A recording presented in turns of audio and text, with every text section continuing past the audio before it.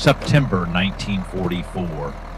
A prison bus rolled through the red dust of the Texas Panhandle, carrying 30 German women who had been told only one thing: they were going to an American camp. They expected rifles. They expected dogs. They expected wire, shouting, and hunger.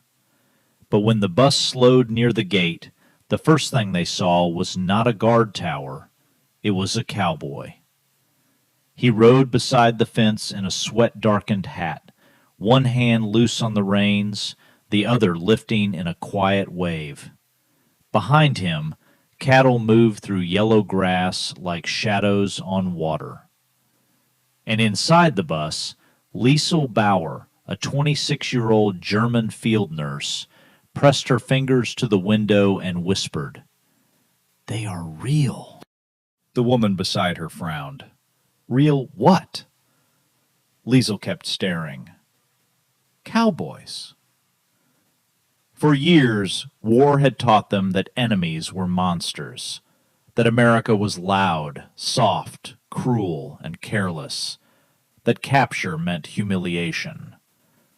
But the first American man Liesel saw in Texas was not holding a weapon. He was riding a horse.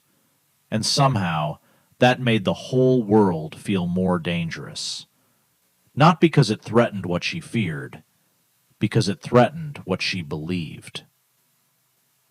The bus groaned to a stop outside a low camp near Hereford, a place of flat land, dry wind, and a sky so wide it made the women feel smaller than prisoners. The guards stepped down first. They wore sidearms, yes, but they did not bark. They did not shove. One checked a list. Another opened the bus door and said, "Ladies, watch your step." That one word landed harder than an insult. Ladies. Liesel had not been called that since before the air raids. Her boots touched Texas dust. It was soft under her soles, nothing like the broken stone around the hospitals in Germany, nothing like bomb grit. Nothing like the mud that clung to every train platform in Europe. Here the air smelled of hay, cattle, hot bread, and sunburned grass. A camp officer stood in front of them with a clipboard tucked under his arm. "You are prisoners of war," he said, "but you will be treated under the rules of the Geneva Convention. You will work, you will eat, you will receive credit for your labor, and you will be expected to behave like human beings, because you will be treated like human beings." For a moment no one moved. Not because the words were complicated, because they were simple. Human beings. Liesel looked at the fence, then at the fields beyond it, then at the cowboy circling cattle in the distance, calm as a man crossing his own kitchen. She had known discipline all her life. German discipline had a sound: boots, whistles, doors slamming, orders thrown like stones. But this place had another kind of discipline: a horse responding to pressure so light it barely showed, a rope turning once in the air and dropping exactly where it had to, a ranch hand leaning from the saddle without hurry, as if the animal beneath him had agreed to the work.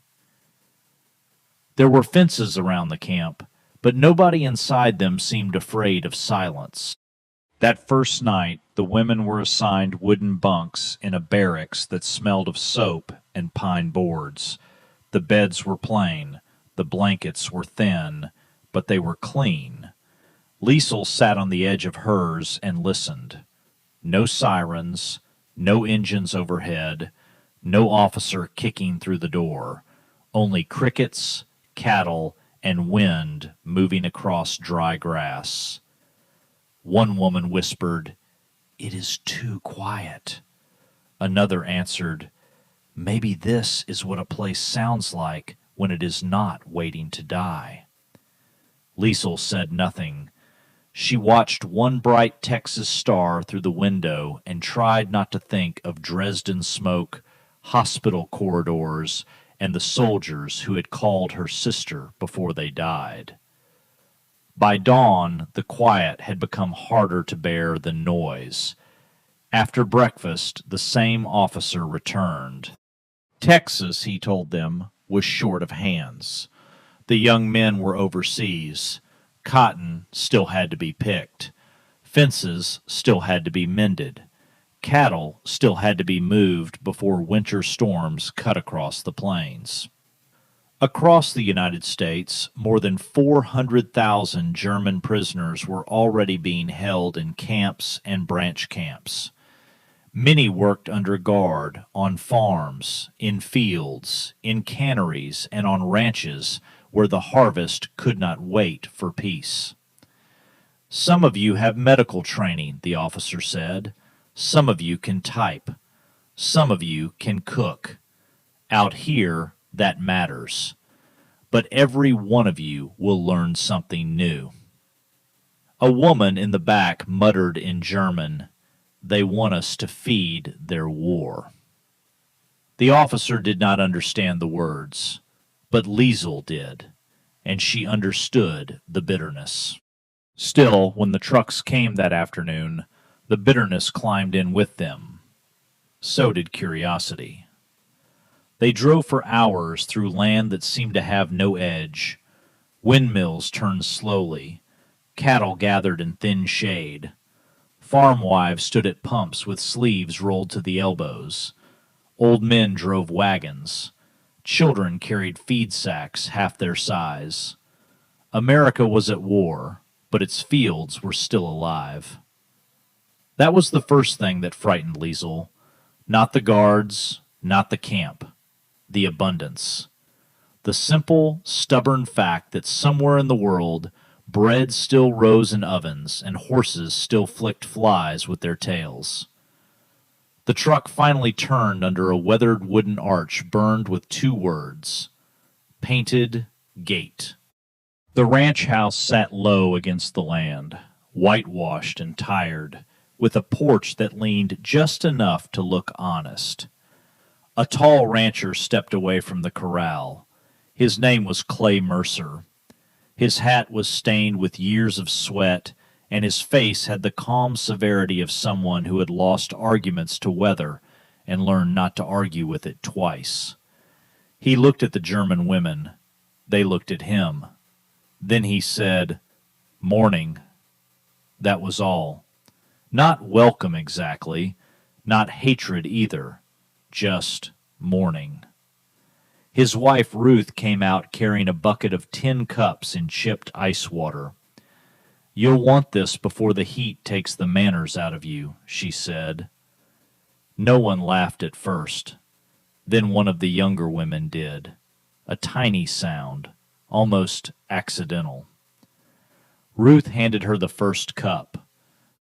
The rules were given beside the barn. 8 hours of work, unless the weather changed it. No wandering past the marked boundary. No talking to outsiders without permission. Meals at the ranch table when work crews were out. Sleeping in the bunkhouse beside the feed room. No rifles pointed at them unless they gave someone a reason. Clay said it without drama. "You work fair, we treat you fair." Liesel waited for the rest, for the insult, for the reminder that they were enemies. But Clay only pointed to a pile of folded denim trousers, cotton shirts, and straw hats. "You can't mend fence in those gray things," he said. The women looked down at their uniforms. Once, the cloth had told the world where they belonged.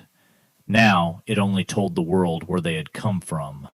Liesel held the denim in both hands. It was rough, sun-faded, patched at the knee. Not pretty, not official, not German. That was why it felt like freedom. The next morning began before sunrise. Ruth knocked on the bunkhouse wall with the handle of a spoon.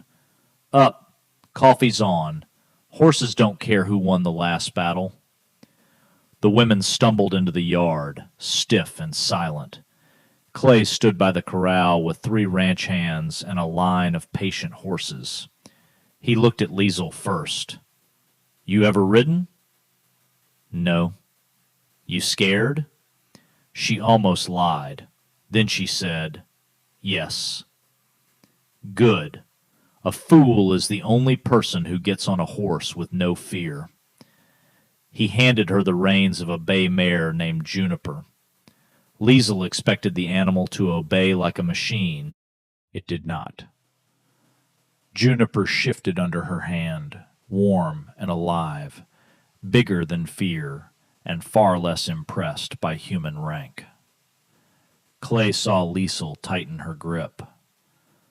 "Don't pull at her mouth," he said. "You pull, she pulls.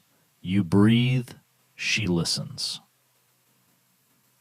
That sentence stayed with her, not because it was tender, because it was practical. You pull, she pulls. You breathe, she listens. War had been built on pulling. Pull harder, shout louder, break first. Here, in a corral in Texas, a prisoner learned that control could also come from restraint.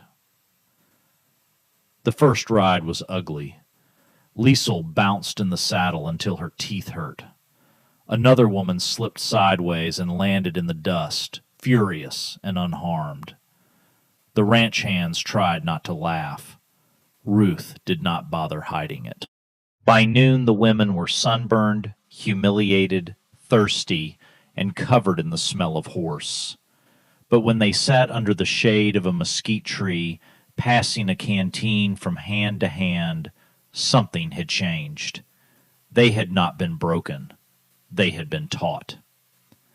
Over the next weeks, Painted Gate Ranch pulled their old lives apart in small daily pieces. Liesel learned to mend a fence by twisting wire until it sang tight. She learned to sort calves from their mothers without causing panic. She learned that cattle hated sudden noise, that horses remembered nervous hands, and that a gate left unlatched could ruin an entire morning. She learned English from Ruth's kitchen. Flour, bucket, rope, careful, again.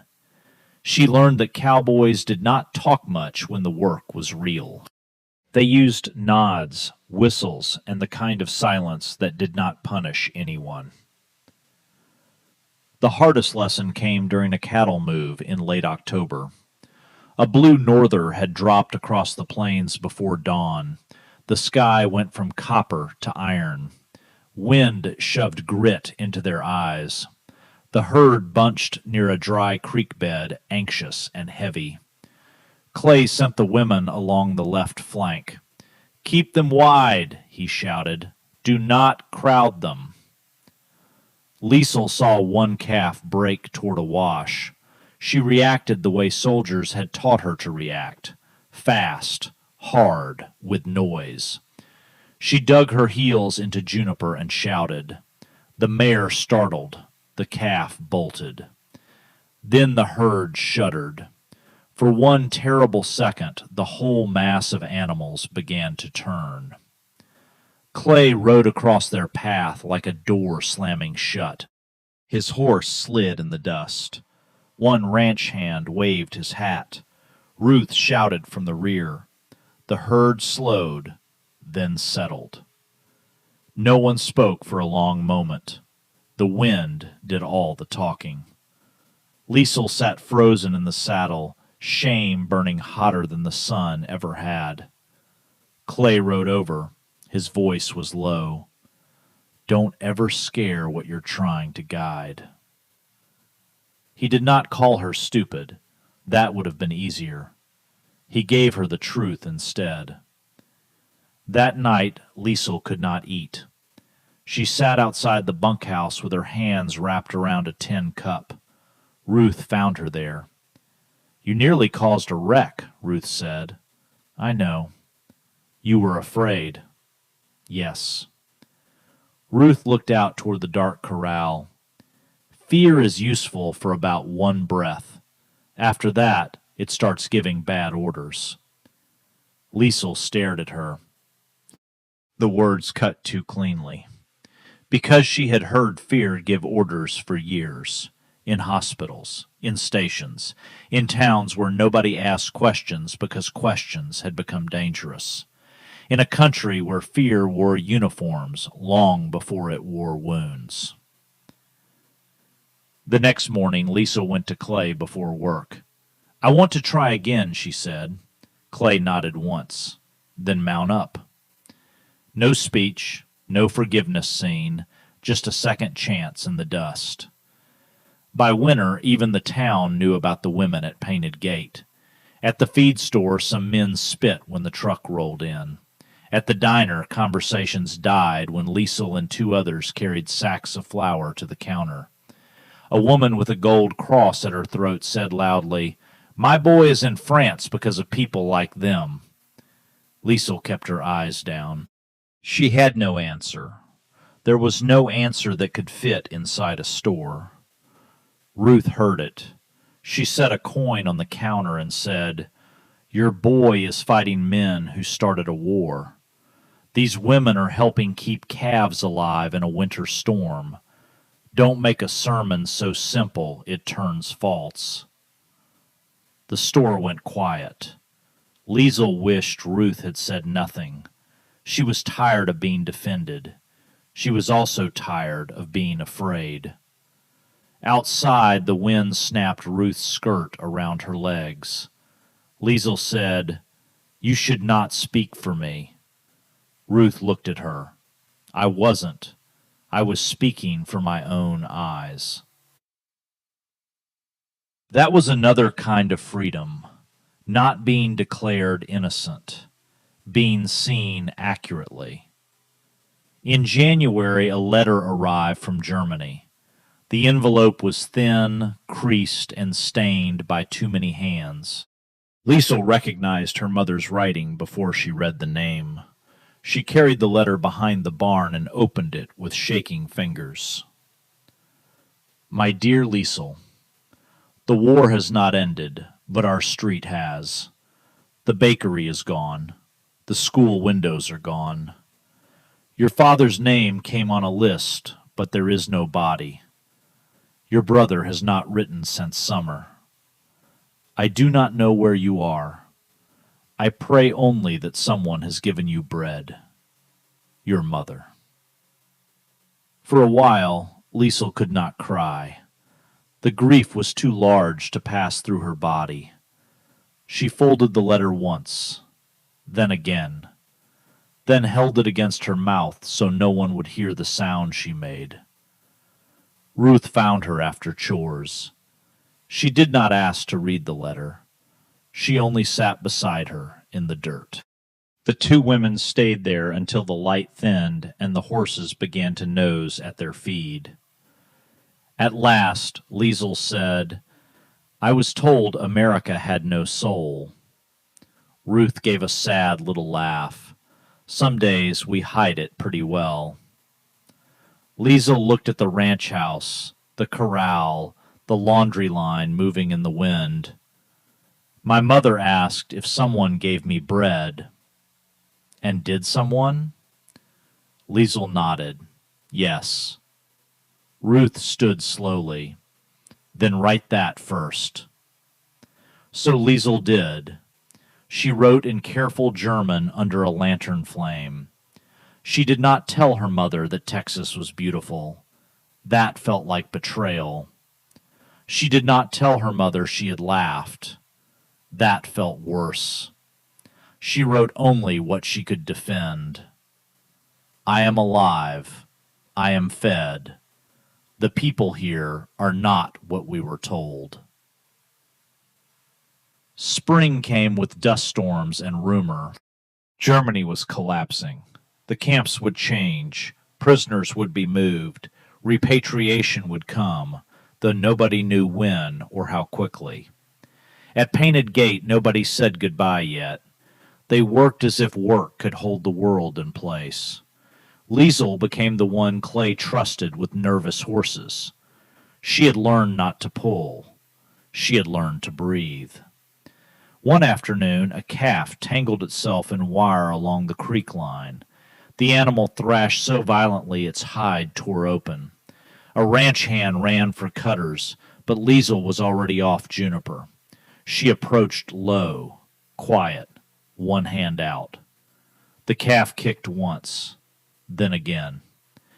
Liesel kept talking in German, not because the animal understood, but because her own voice needed something steady to follow.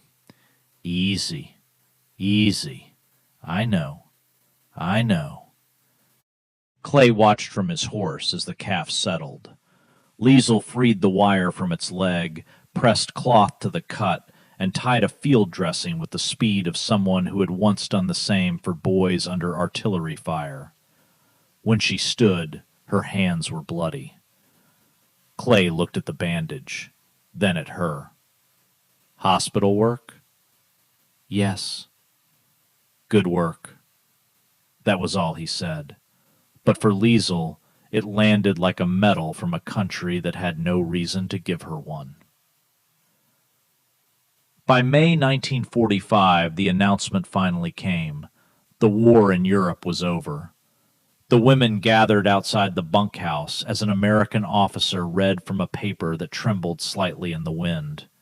There were cheers. There were prayers. There was silence from those who understood that peace did not rebuild a street overnight.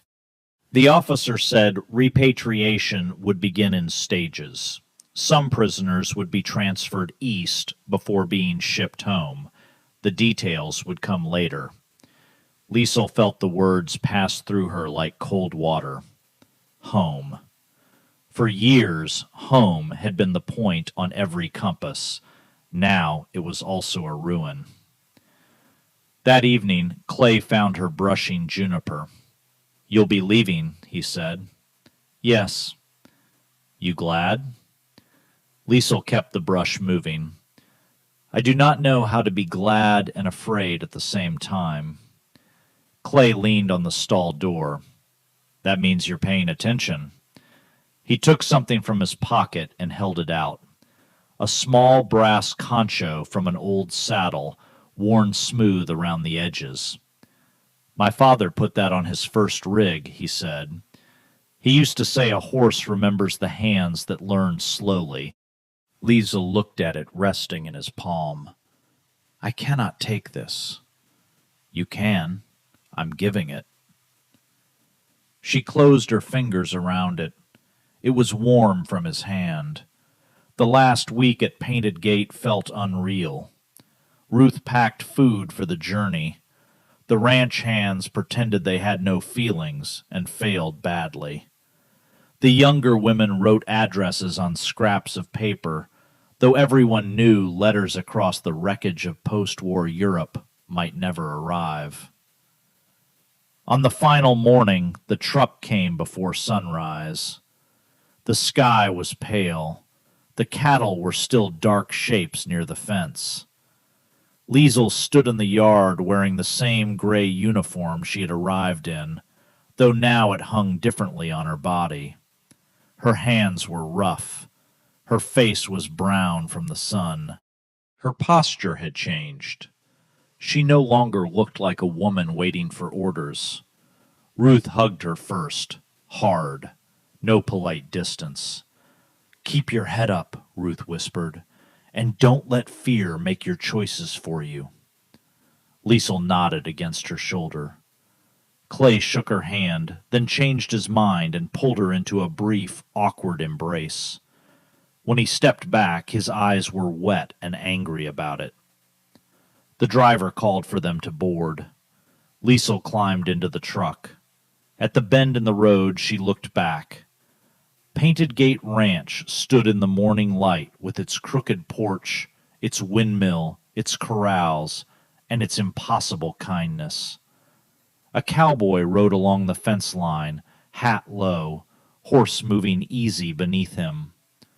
Almost the same sight she had seen on the first day, but Liesel was not the same woman watching it. On the road back to the camp, she opened her notebook and wrote one final line about Texas.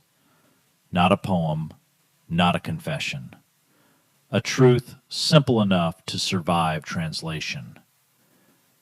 I came here as an enemy and learned that freedom can begin before the gate opens. Years later, when people asked Liesel what changed her in America, she never said the food, or the open land, or even the end of war. She told them about the first cowboy at the fence, about the horse that would not obey fear, about the woman who gave bread to an enemy because hunger was not a nationality, and about the day she learned that the strongest hands are not the ones that pull hardest. They are the ones steady enough to let go.